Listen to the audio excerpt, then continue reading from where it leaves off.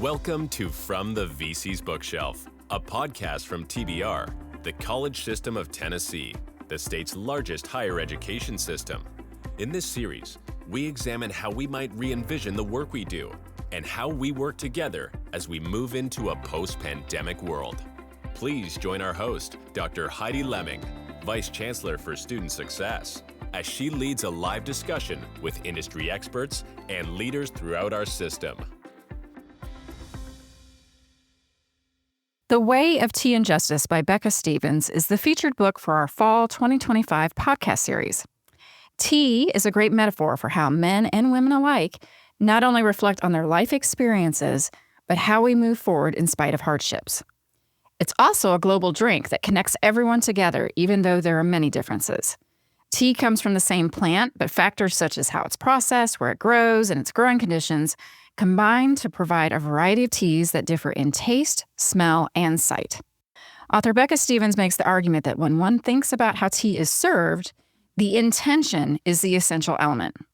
As such, throughout the book, not only is the historical perspective on tea and how it influences culture and society discussed, but also how the individual interacts with tea as a form of reflection and meditation, and that's brought forward as a central element. So we're going to do something a bit different in this series. First, I'm honoring the women leaders in TBR by using the metaphor of tea to reflect on life challenges, lessons, and triumphs. And yes, I'm going to be sitting down with each of my interviewees with a cup of tea. We will feature a unique variety of tea each time, and I'm going to ask my interviewees to bring their own teacup that has its own story that can be shared with listeners. And in this activity of drinking tea together, we'll describe the differences in the tea and the personal stories and reflections of the TBR women featured in this series. So I will mention to our listeners, if you're wanting to learn more about the author and background about Thistle Farms, check out my first podcast in this series. I go into a little bit deeper dive about the author and the organization Thistle Farms there. So circle back to that first in the series if you haven't already. But I also want to now introduce this podcast interviewee, Vice Chair Reynolds. And we're drinking today a Golden Monkey Black Tea. It's a Chinese black tea originating from the Fujian and Yunnan provinces. It's known for its hairy golden tips and the shape of the dry leaves, which resemble a monkey claw. The tea is hand-processed, with only the bud and the first leaf being picked, resulting in a rich flavor profile that often includes hints of apricot, nuts, and rose. All right, so Vice Chair Reynolds, first of all, welcome. Thank you. Share with our listeners a description of your cup and then what you think of today's tea. Excellent. I'd be happy to. And thank you for having me today. This is fun. Yeah. This is great fun. Thank you, Dr. Lemming.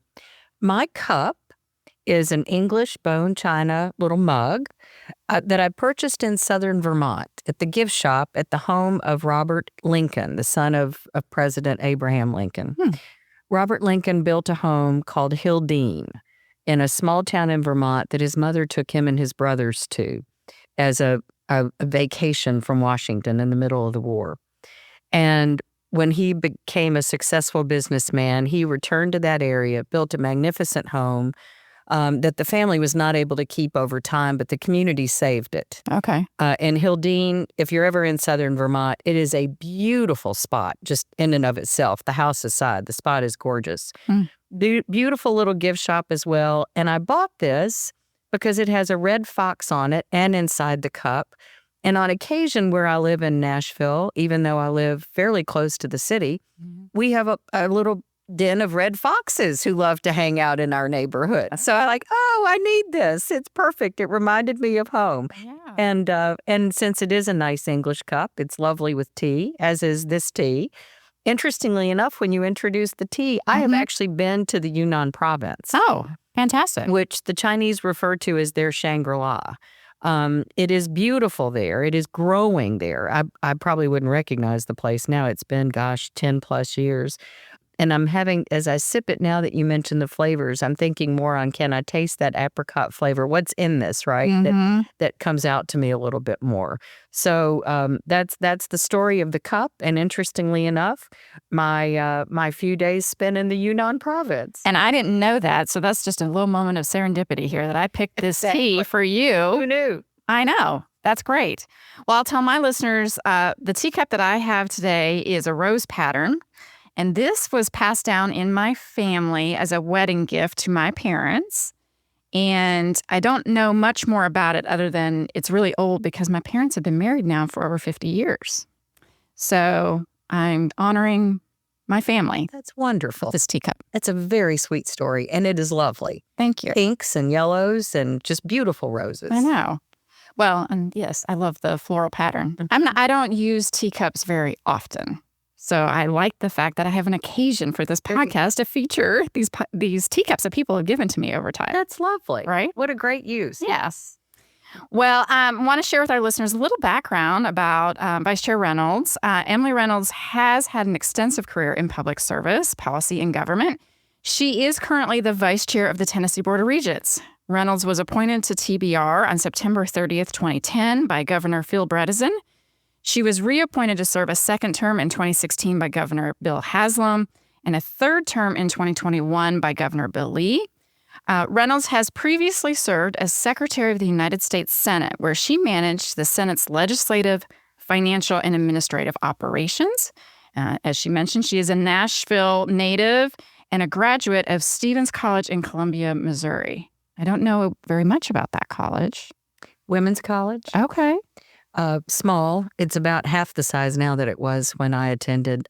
Founded in 1833, long-standing women's college, well-known in the Midwest. I went there in no small part because I was interested in political science and TV, radio, film. Oh, okay. And I was invited up. I really wasn't particularly interested in a women's college, but I knew I wanted to try something away from home, do something a little bit different as a native Tennessean, which I was proud of, but I also wanted to spread my wings. Sure. And I was invited up, I guess it was my senior year of high school. They invited a group of rising seniors up for a forum on women's issues, which of course in the early to mid 70s were all the rage.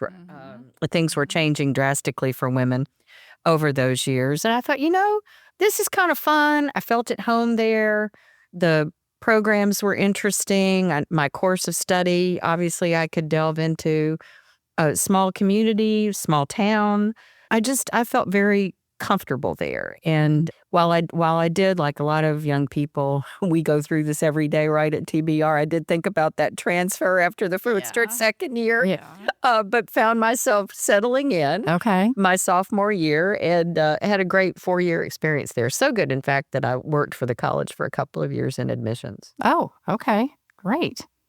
Well, I didn't know that. And that plays in, again, very nicely to our conversation about women leaders, right? And I hopefully hear some more stories about that. You may regret giving you the opportunity to tell stories. Yeah. Well, no, I don't think so. I've always appreciated the stories you've shared with me. Well, so let's dive in a little bit to some themes from the book.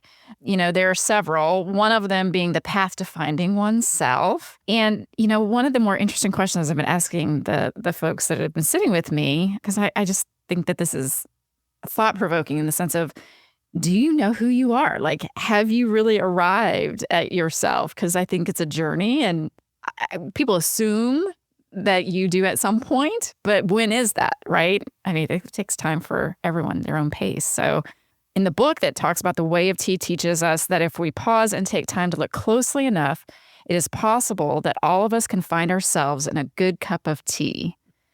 And what is in the cup is less important than the tea offered. It offers freedom and time and space to feel comfort and let our mind wander. So taking this moment to kind of think about that, do you think you found yourself? Who are you? I think this is a constant journey. My short answer is no, I probably haven't found myself yet. Yeah. I still feel like there's so much I want to do and explore. For me, I try to learn one new something every day. Fortunately, that falls in my lap more often than not. Yeah. I just turned 69. So as you enter your 70th year, so to speak, you start to think a whole lot more about what's left on the list or what things are left undone, how you want to spend whatever X number of years one has left. Mm-hmm. I don't know that I ever really, along the way, spent a lot of time thinking about finding myself, because my career, in large part, not for the last few years, I've slowed down considerably, but for a period of time, I just felt like a gerbil on a wheel almost. I got into the world of politics and government. For a period of time, I was working in a number of Senate campaigns and a gubernatorial campaign even along the way.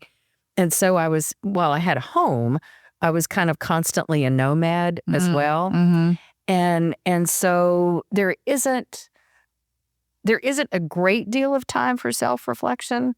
Probably one of my most reflective moments when I really had to have the conversation with myself about what's next was not so much about finding myself, although I suppose in a way it was, of just recognizing some family realities that were calling me back to Tennessee. Okay.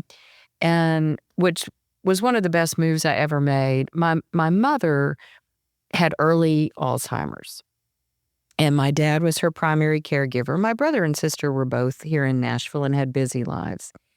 But I felt like somebody up there was trying to tell me it's time to think about coming home. Mm-hmm. And about that same time, a doctor named Bill Frist decided to run for the United States Senate. I had been introduced to him by my former boss, Howard Baker, Senator Baker. And we talked over a period of a year or so as he was making his own decision, and he ultimately asked if I would like to come home and work on the campaign. And I felt like it was that juxtaposition of I had the call to come home, I felt the need to come home. Maybe in the back of my mind, I thought, this would not only help me stabilize things at home, but give me some personal stability as well. Mm-hmm. I was really kind of fighting it with every fiber of my being because I didn't think I was ready to be a Tennessean. Oh. But it was the best decision I ever made. Mm-hmm. And now you could not pry me out of this place, I don't think. I had those last 4 to 5 years with my mother. I had several more years with my dad, who was still in good health. Mm-hmm. I became closer to my brother and sister. I bought my first home here. I ultimately became the senator's state director, so became even more attached to my home state, and then went to D.C. as chief of staff prior to becoming secretary of the Senate. Mm-hmm. So sometimes things find us as opposed to us trying to find ourselves. Right. And you mentioned the family connection there, and that's another kind of example that she talks about in the book is a lot of times our paths are formed for us based on family influence or other things. Can you speak to maybe how your parents or other family members kind of shaped your path? My parents had a huge influence in my path. They were so supportive of all three of us as children. We were encouraged to explore any and all interest. I played the piano, not particularly well, but I did play the piano, still do a little bit. My brother, loved to play all sports. My sister was a terrible academic. She liked to play hard. She now has a PhD from Vanderbilt University, right? So, but I say all that to say, and I also, one of the things I enjoyed the most was public speaking. So my high school career, I did a great deal in debate and extemporaneous speaking. So I say all of that to say they were a huge support for most anything we wanted to try. Mm-hmm. Even, it was for me to sort of break ranks. My grandmother was not at all happy that I chose to go away to college, and I came from a long-time Democrat family in this state, right? Which, again, we were conservative Democrats, but that was just the way of Tennessee. Mm-hmm. Went to Washington to work for a Republican and stayed working for Republicans. That bothered her until her dying day. But even then, my parents were very open-minded, very progressive in the sense of seeing the world through our youth and the things that we felt like we needed to go and do and explore. So they just had a phenomenal experience, influence on us. Yeah. Not to mention, particularly for my mother, the hours she logged in the car before any of us could drive, right? Taking us hither and yon and managing schedules. Mm-hmm. And my sister is 8 years younger than I. By the time she got to be 16, unlike me, she got the car the moment she turned 16, right? Mm-hmm. My parents, they were a little older, so they were tired. They're like, here are the car keys, go, do. Older children always feel like they get the short end of the stick because the parents loosen up on the younger children, right? Absolutely. Absolutely. We are no different from anyone else in that regard. Mm-hmm.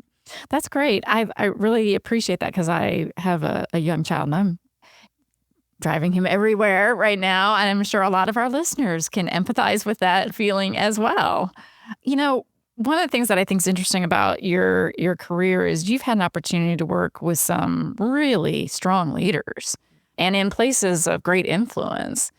You know, what are some things maybe that you kind of took from that experience as a woman? How did you shape that maybe differently? Because maybe you're working on a lot of male leaders too, and you're like, okay, well, that's not my style as a female leader. Can you maybe kind of talk a little bit about that too? Absolutely. Great question. So when I went to work in D.C., it was 1980. I was 24 years old. And I don't mean to imply at all that there weren't strong women leaders, but there were not very many of us, right? Mm-hmm. It was a very different time. Most of the women on our staff, not all, we had a handful who were attorneys and who were working policy and legislative issues, but most of us came in as assistants. The word secretary was becoming a little bit, falling a little bit out of favor at the time, but not entirely. Mm-hmm. But most of us came in as assistants to kind of cut our teeth, and that was fine. Howard Baker, a remarkable Tennessean, for whom I will always be grateful. It was 4 years that I worked for him when he was majority leader, but we remained close over the years after he left the Senate. He was very much a guiding force in my own career. Senator ran the United States Senate just as he did his little hamlet, his hometown of Huntsville, Tennessee. He was kind to everybody. He treated everyone the same. Didn't matter if you were a waitress in the Senate dining room or one of his fellow senators. And I saw that quality in him. And not that I had not been raised to be kind to all people, but to see it in such a public way, Mm-hmm. in a very public personality who was Senate Majority Leader, who had run for the presidency once, who was still considering it. And the fact that he was so respectful of the town he was raised in. I mean, Huntsville, Tennessee really was the center of the universe for him, as he was fond of saying. And that taught me a lot about you don't have to be, as we say in the South, highfalutin. You don't have to aspire to live in New York City and make a lot of money and be an important person. You can be a quality person and still be a successful person. Mm-hmm. So his leadership style really was very influential to me. And in fact, when I had the privilege to go back and serve as Secretary of the Senate, I really based my style in that role on what I observed from him what was it at that point in time, 20 plus years before. Politics is hard enough. Mm-hmm. And in the secretary's role, while you serve at the pleasure of the majority leader, you're also really there to make the trains run on time for everybody. Mm-hmm. And so my model in how I tried to deal with folks and positions our office had to take and just dealing with a plethora of people across the Senate who really make the place run was significantly influenced by those 4 years with Senator Baker. Mm-hmm. That's great. When you watch the media right now, are you thinking, oh, here's some leadership lessons I learned when I was there that they're not following? No, times change. Yeah. Politics is a rough and tumble sport. It is. Does it just feel kind of hard right now? And is it some of it hard to watch? Yes. Mm-hmm. But we also have to remind ourselves that, Senator Sumter, or not Sumter, oh gosh, blanking out. The young congressman from South Carolina who came over to the old Senate chamber and caned the senator from Massachusetts, whose name has escaped me at the moment, in some of the debates prior to the Civil War, right? Mm-hmm. Talk about a rough and tumble sport. Yeah. So it was Andrew Jackson from right here in Tennessee. He said he had 2 regrets on leaving the presidency. Mm-hmm. That he didn't, and I may not get this exactly right, but that he didn't shoot Henry Clay and he didn't hang John C. Calhoun. So, and I may have those reversed. Yeah, right. But and so, those emotions, have been expressed consistently throughout our history, and not just expressed, acted upon, right? In some ways throughout our history. That's true. But it is a tough time to watch. I worry, and again, I go back to Senator Baker. There were still tough issues and tough fights, if you will. I don't mean physical fights, but there was one Christmas where we had a debt ceiling limit vote. We have these about every year now, or every couple of years. They don't get any easier, and we're headed into session all the way, to Christmas Eve practically. Because, you had 1 or 2 members who just weren't going to take the vote and were making their stand and filibustering. And it's like, oh my gosh, the holiday is upon us. Mm-hmm. So that part of it doesn't get any easier at times. What I do fear that we've lost, even in tougher times, is that civility, that willingness to compromise, which has now become a dirty word almost in politics and government, to listen to each other. As Senator Baker always taught us, the other fella just might be right. Mm-hmm. So that worries me. And what worries me even more is that lack of civility, or what appears to be a growing lack of civility, and its impact on our institutions. I worry about the Senate every day, but it's not just our political institutions. We're seeing it in higher education. We see it in the number of people who go to church, right? So our institutions are changing across the board. And I hope it's not because we're losing respect and care for each other, but a dose of kindness goes a long way in this world right now. Mm-hmm. That's important lessons for all of us to kind of lean into right now, I think. And that's some good insight too. But this does occur throughout history. It has occurred. We've made it through it. So it's a sense of hope for all of us.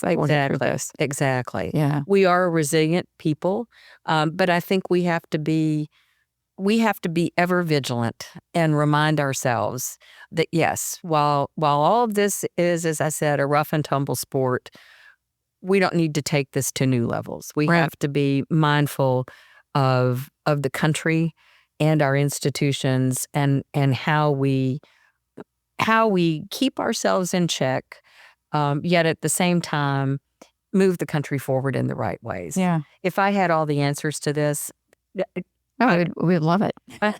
but I don't. I just worry about it every day. So, but I do here. And let me see. I told you you'd be sorry to let me start telling stories. No, I love it. This is where I really do believe that it matters who serves. And what I hope we are not doing is chasing people away, or giving good people who might want to offer themselves for public office or serving on boards or commissions like I have the privilege to do here. I hope we are not discouraging people from making a contribution. And moreover, I hope we are not discouraging people from registering to vote and showing up every time the polls are open. Right. That is a matter of, it's almost a cause for me, because unless we're all participating in our civics, and we're in some serious trouble. Exactly. So this isn't just the men and women in D.C. This is up to all of us to make a difference, and it starts when the polls are open on Election Day. Amen. I love that. Well, and you've certainly had courage to start a lot of new ventures. You mentioned that your grandmother wasn't as thrilled about you going away to college. That takes some, there's some fear there you have to overcome as you're starting a new venture. And one of the things that the author mentions in the book is about our dreams, right? And how you make those reality and how you work towards that. And she says the ratio of dream to reality is in direct proportion to sweat equity and time. I would just love to hear, maybe some examples of something you dreamed to do and maybe the effort that you had to put into making that a reality. I didn't want to stump you, but No, I think it's interesting because you, again, have had so many new ventures. Yeah. No, thank you for asking. There are a couple of things I dreamed to do that I still have never gotten over the finish line. Let me start on the negative, move to the positive. Sure. So back in the day, I don't really do it anymore. Back in the day, I actually sang a lot. And I grew up in Nashville. My dad was a banker, but he was close to a lot of the music business folks. So I loved country music. And I sang a great deal. I've even had the privilege to sing at the Grand Ole Opry, which was fun. And there was a group of journalists in D.C. who had a little bluegrass band, and their female singer moved away. So they invited me to be their female singer.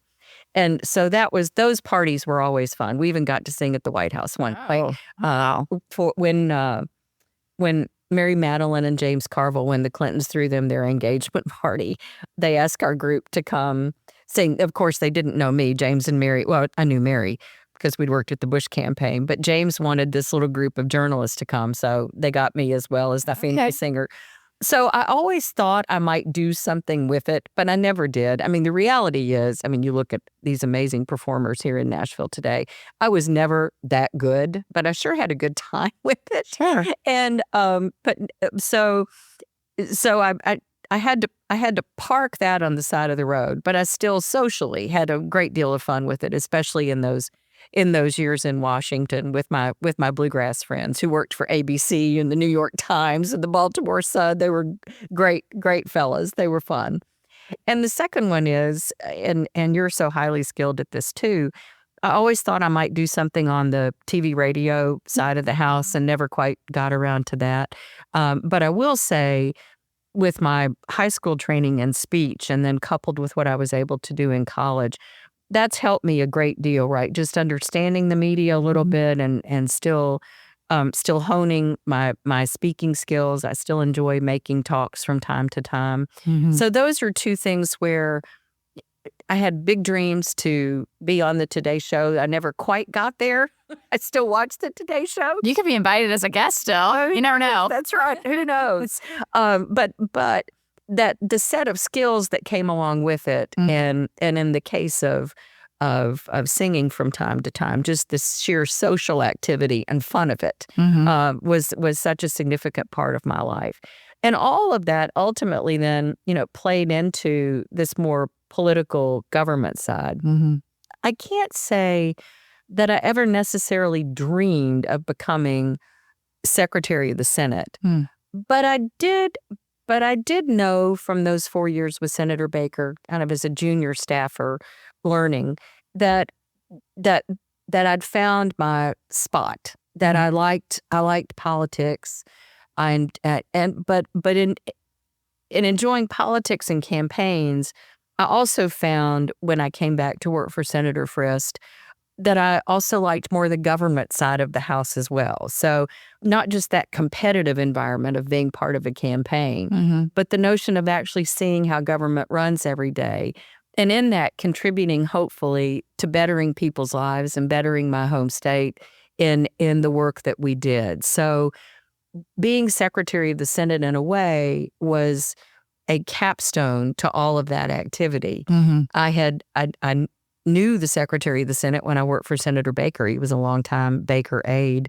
And so I watched Bill and learned from him and others in Senate leadership roles, but never quite imagining that I might find myself back in that spot some years later, 20 plus years later. Yeah. I talked a lot with people about how there's a difference between a career and a vocation. Oh. And vocation really is finding your calling and where work doesn't seem like work at all. It sounds like that's kind of where you landed. Absolutely. So, and then on leaving the Senate, I went to work for TVA for a few years. And that was another good experience. Again, I was attracted to it because it was a government agency and I could take everything I'd learned in government. But second of all, it was was hard because I didn't know the energy or electricity industry. So I had a whole new field to learn at that point in time too. So that was good because, again, as I started this conversation, you never feel like you're quite fully baked. You've got to keep learning, and that was a good learning experience. And not be afraid of taking chances. Exactly. And being in more, even though they were a government agency, they functioned more like a corporate environment, which was another learning experience and a positive one. Yeah. So have you ever tried to sing at one of the board meetings? We always have entertainment. They've not asked you, is this going to come out now that people are like, oh, she secretly wants to sing, so we're going to have you sing with our bluegrass bands at a board meeting? Let's hope not. Let's hope not. So, although if you've noticed at the SOAR Awards, I always do get a kick out of the group from Vol State that comes and plays for us. Yeah. So anyway, it does kind of, anytime I hear music, it just gets in my bones, in my blood. Well, I don't know. I think you might get an invitation. It might be coming. So nice to fill that dream, though, right? There you go. I'll just kind of remain quiet on the sidelines and let the pros handle it. Yeah. Well, I would love to see it anyway. One of the things that you had to do certainly in many of your roles is find common ground with a variety of folks, and you've mentioned that being a public servant is about change for the good, and that you've been really passionate about that. You gave you a sense of, I guess, a vocation to do that. Part of that too is, I guess, just inner workings of us, our spiritual self, and how we maybe are called to do that. I mean, can you reflect back just over your life? I mean, was there something kind of internally that really gave you a spiritual calling to do this, or I don't know, like you just feel like this is just your role to mediate and bring people together? I don't know. It's a great question. Let me answer it with a bit of a visual. Okay. With regard to a spiritual calling. The 4 years I was with Senator Baker, I worked in the Capitol. Obviously, the 4 years I was Secretary of the Senate, I worked in the Capitol. And I'd like to say those two bookends. I always tried when I left the Capitol at night, and many times it was late. So our beautiful Capitol dome would be bathed in those gorgeous white lights. And I always tried to stop and look back and pinch myself that I had this opportunity.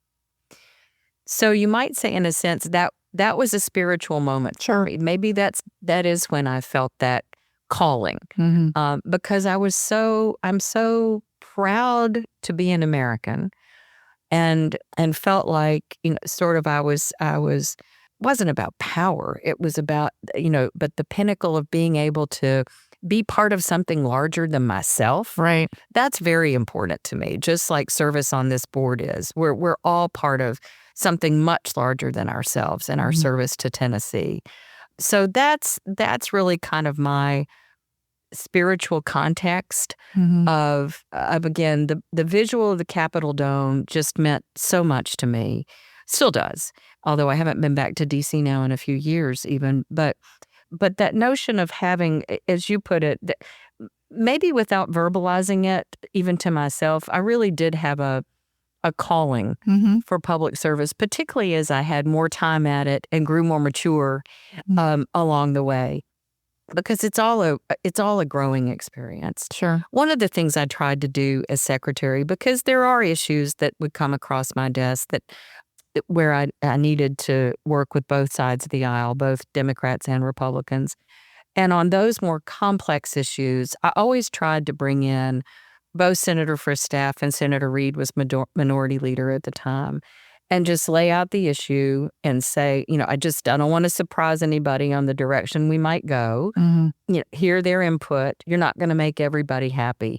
But I always found that if everybody knew what I was up to, and even though we might have some differences, it was better to be around a table, although maybe at times, it wasn't entirely comfortable for everybody. But being around a table, taking in the conversation, not only was I respectful of their opinion, I think in the final analysis, folks were equally respectful of whatever direction I ultimately needed to head for the institution, not for myself. And it sounds like there's a sense of community where you're all kind of holding each other accountable, maybe, to also do that back then. And so my other question is, throughout your life, who's been your community, however you define that that holds you accountable for like, this is who you really are, right? And not getting pulled by the flashy, whatever it might be, or, the false selling job that somebody tries to do, right? Because we all have those moments too where we might get persuaded to go in a different direction. Well, and we all have various communities, right? So probably for most of us, that community starts with our family, and I always felt pretty rooted, and I suppose by nature I'm more of a, even though I was in a lot of campaigns, but so this kind of is counterintuitive. But I'm not a person who takes big risk. I'm a little cautious on that front, so I am pretty rooted. But my community at work was always my colleagues. And one thing you have to be mindful of when you have a job, that's perceived as, it was an important job, but what you'll find is that sometimes people may be reluctant to call you on the carpet or question something because they're respectful of the position. Right. And I used to always say to my staff, argue with me. Tell me why I'm headed the wrong direction. Make me stop and think, because there's always a better way to do this. And sometimes we have our blinders on, regardless of what walk of life we're in. So I heavily relied on my community to hold me accountable and to question things. It's still true here. Chancellor and I, bounce things off of each other, as she does with other board members. So, we kind of hold each other accountable, right? I know that in my volunteer job here as vice chairman, the governor is the chairman of our board. So I am very mindful. I don't bug the governor with stuff, right? But I'm very mindful of, at the end of the day, who's in charge. So he probably doesn't realize it, but he's part of my community in a unique sort of way. So I think it depends on where we are in life, but my community is very important to me, and even with personal friends, just to keep us steady. My brother and sister, I rely on tremendously to do that, and because we are a small family, it's just the three of us. We each we have to counterbalance each other. Sure, right. Because that's also why friends, sometimes it's important. Like, we have our own perspective and experiences that inform maybe our position, but other people have different experiences too, right? And it's good for us to know that before we make a decision sometimes. No, I was having lunch with a couple of friends yesterday, and we got talking about something, and one said, here was the way she thought, the other had another opinion. And I was like, you know what? That was actually a very mature way to put this. So even then, just in conversation, three women of similar age, just relying on each other and being able to bounce something off of each other. And maybe nobody's opinion changed, but it was a simple yet constructive dialogue. Yeah. Well, one of the other themes from the book is about rejuvenation. And I'm always so impressed with the level of energy that you bring to your volunteer role here. But also when I hear about just your past experience, the level of energy you must have had. That is not an easy environment. And I see plenty, just even on the news, how much they're just going when they're in session. And so I guess one of the questions, because, tea is a form of rejuvenation in the sense you take time, you sit and reflect. Maybe some folks at the Capitol need to drink more tea right now. I don't know. Have civil conversation. But it makes us slow down, right? And really reflect. And I'm just curious, throughout your life, is there a period of time where you felt like you were drained of energy? Has this ever happened to you? Because, I don't feel like it has. I'm sure I'm wrong, but how do you recenter yourself? You talk about your community that helps you get back on track in some ways, but what do you do? What do you do to rejuvenate? Oh, thank you. Well, I really try to get out of bed every morning happy. And that just sets the tone for the day. I don't really like to have a bad day, and I don't like to be cranky. It's not saying I'm not on more than one occasion, but I really tried to set that tone. We all have to have our battery restarted, right? For me, it's travel, and a lot of times it's just the simple notion of going to the beach and just being for a few days. I am really happy to sit and look at the water and not do much of anything. And that probably restores my soul as much as anything. The mountains do the same thing, but not to the extent. There's just something about the ocean. Okay, you're a beach person. Gotcha. I'm a beach person. I love the mountains, but the beach just does it for me. And, after Senator Frist's first race, which was an exhausting experience physically and otherwise, and emotionally too, really, it was a great year, but it was a lot. And it was a very competitive race, obviously. I decided that I was going to take a period of time off. And I'd been to India once under a very difficult circumstance. Rajiv Gandhi was assassinated. I was doing some advance work for Vice President Quayle. And we were in Singapore, and I ended up going to India to work on the trip for the Quayles. They were coming back over to attend the funeral on behalf of the president and obviously the United States. And I resolved then that if I ever had a period of time, I wanted to do a deeper dive in India. I wanted to go to China. And so after that race, I don't know that I felt so physically exhausted, but I just knew I needed a pivot. I knew I needed to do something different. So I went to China and India by myself for about 4 or 5 weeks. In India, I did hook up with a tour in India because it's very difficult to do on one's own, right? Without, but I journeyed alone. I had a ball. I met great people. I saw some amazing sights. I only called home once during that entire trip. I remember calling my dad from Agra the day I'd seen the Taj Mahal because it was so special. But it was that rejuvenative experience that you talked about. And when it was done, I thought about actually taking another tour further south in India, but I decided I probably just needed to come home at that point. But I was ready to come back and restyle and retool, and so that was a very rejuvenative experience. And I realized myself that I needed that complete change of scenery. And the other thing I will say to all the caregivers out there is when in those last years of my mother's life, I was very glad I was here. But for anyone caring for an aging parent or relative, and especially I was not, but if you're a young mom raising children at the same time, that bookend effect, right, of being, you're constantly putting your finger in a dike.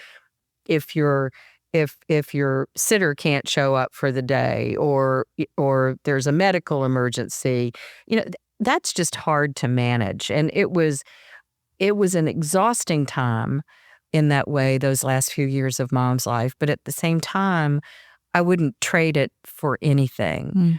In an odd way, losing her was a bit of a rejuvenation when she finally passed away, because when you're managing someone's care and someone is not well and they have lost memory, ability to fend for themselves, what you forget, what I forgot in turn, was just what life with my mom had been like. And in the weeks and months following her death, all of the good memories came back.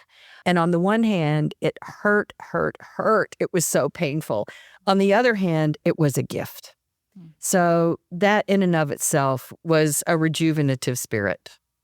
And pardon me telling such a personal story. No, because you're about ready to make me cry. So I appreciate that, because I feel like I'm kind of in that space. I have a young child and older parents. So it's a time I would not trade for anything. And my dad lived another 12 years or so. And so his decline was just, in general, kind of poor health. That was a different thing to manage, right? But it was a life lesson in and of itself. Obviously, that she died in 1998, and I'm telling the story here in 2025. But it was impactful. And that's why I said for every caregiver out there and for folks who are managing through difficult situations, I truly understand. Yeah. Well, and that's what I love about this podcast series when I interview people is, and I mentioned this to you earlier, but we all have things we work through. And we might be in public positions where we get a lot of attention for how well we're doing our work, but it doesn't mean that we're not behind the scenes struggling still. Exactly. With very personal things. Exactly. No, well put. And people need to know that we're real. we're in the trenches just like everybody else. And I always try, I do this better some days than others. I really try, if I'm in a conversation or someone has reacted in a way that's not like them to something, I really try to stop and think, wait a minute, I don't know. I may know them well, but I don't know everything that's going on in their life, and I don't know what they're up against today or any other day. And just try to take that deep breath and step back and just say, okay, let me try to imagine walking in their shoes for just a minute here. And that helps me, right, be a little bit more empathetic, sympathetic, understanding of others. As I said, some days I do it better than others, but I try, because we never know what someone else is going through on a daily basis. Right. Life is hard. Yeah. It's invigorating. It can be fun, but there are hiccups. There are big speed bumps. Sure. Well, final question. This has been a great conversation. I hate to wrap this up. I have so many other questions I would love to ask. But, again, one of the themes as they kind of close out the book is finding our way home. You actually kind of started with a story about that already. So I don't want you to have to go back and repeat that. But I think when we think about the different paths that are before us and the complexity of life, and we take one path and it navigates us in one way, and we, maybe take a risk here, but don't take a risk there. And so then we're moving in a different way. I'm just kind of thinking, like, what advice do you have for our students who are starting their journey? They're presented maybe with multiple paths, some challenging, some they can't control, right? They might be caring for a parent or whoever, right?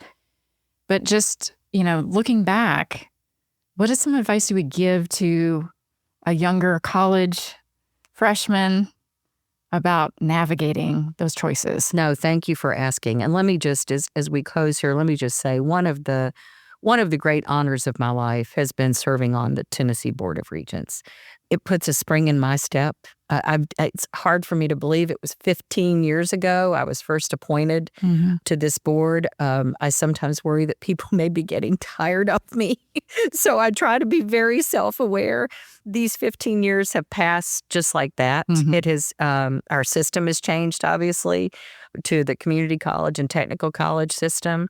While that could have been a hard spot, everybody worked through it well, and I think the system is stronger as a result, and that ability to focus solely on these two critical aspects of the state's higher education system has been a good thing. I do miss the LGIs being part of the system, but part of the reason I've enjoyed this so much is just that student exposure. And I know I can say for any of our board members, when we're on our campuses or any chance we have to relate to our students, that's the joy in this service. What I often tell young people, and young women in particular, is as they chart through life, is we know that many of our students come to us with some financial disadvantages. Many of them are working and going to school at the same time and raising a family. So I am very respectful of the challenges that come in funding a college education. We are blessed in Tennessee by Promise and Reconnect and other opportunities. But I say all that to say one life lesson that I really try to impart to them, and I think it's really critical for young women, is being financially literate. Taking care of one's own finances, understanding one's own finances, saving money, investing wisely. And there are plenty of people out there who will help you do this. You don't have to have thousands of dollars. You start with a little and you watch that nest egg grow over time. But my generation, a lot of us thought we'd grow up, we'd get married, someone would take care of us. Hey, gang, that doesn't always happen. Yeah. Less and less. Exactly. Yeah. Exactly. And so the financial challenges for our young people are significant. So and thank goodness we run a system where we have the opportunity to watch them be successfully placed and receive their licensure and go on to four-year institutions and build their careers.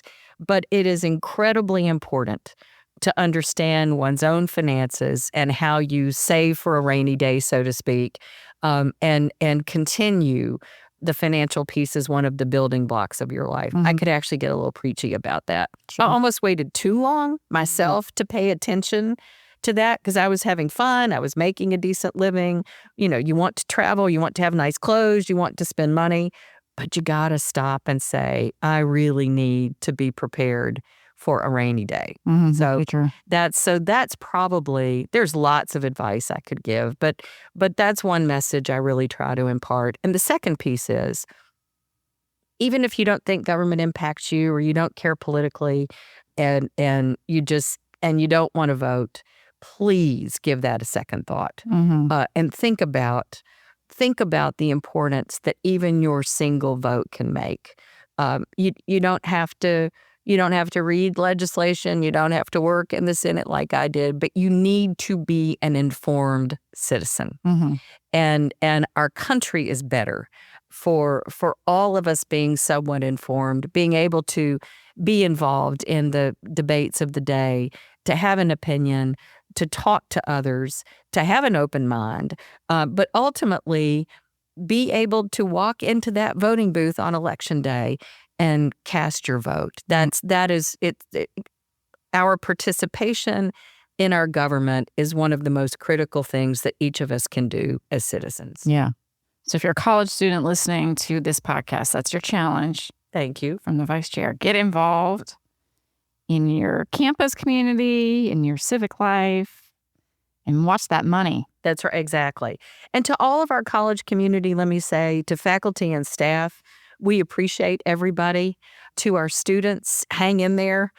You don't realize that you've got a whole cheerleading team on the Tennessee Board of Regents behind you. But we really are about student success and workforce development. The mission is pretty clear. And so once again, for me, it has just been a great honor, particularly in these last 15 years when we've done so much with higher education in this state to play a small role in that success. Yep. Well, it's been my honor to sit and talk with you today. Vice Chair Reynolds, thank you. Thank you for having me. I'll end our podcast with a final thought from the book. The work doesn't end, but that thirst for something more is part of the human condition. It's something still a bit out of reach and something that will fill an emptiness that lingers somewhere between our heads and our hearts. Tea is a symbol of how we can love well, even if someone doesn't accept it, and tea poured out for others and ourselves is the outward and visible sign that we are tending to our interior life as well as serving our neighbors as ourselves.